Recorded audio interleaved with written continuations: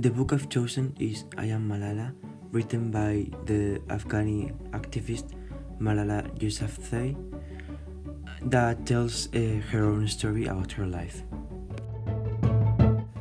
I personally chose this book because I knew the story of Malala before, and I thought that it was really interesting, and also because it tells the story of a brave person who fights for their rights.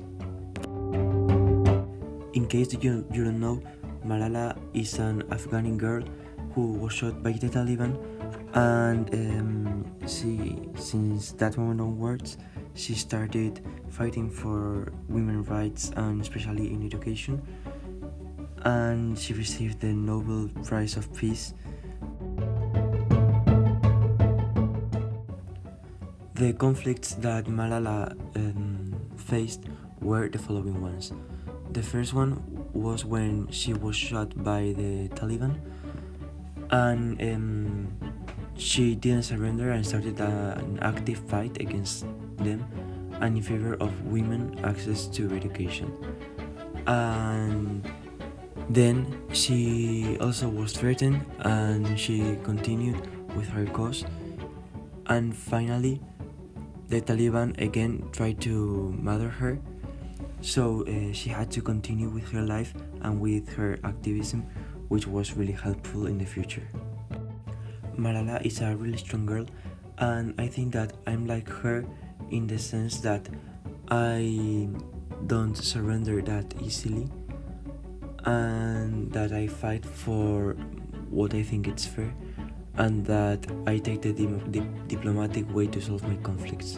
However, there are some differences between Malala and I, like for example that I'm not as strong as Malala is, and that she is much braver and resilient than myself.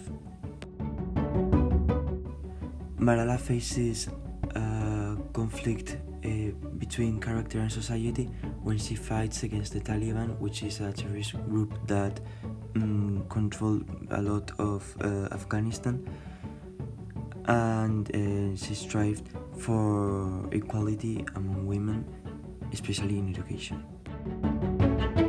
Obviously, Malala has a growth mindset because from the mistakes and from the bad moments, she has learned, and she has made herself stronger. And in my case, I also think that I have a growth mindset, although not that strong and not that resilient, but I also try to learn about my mistakes and to be better each day.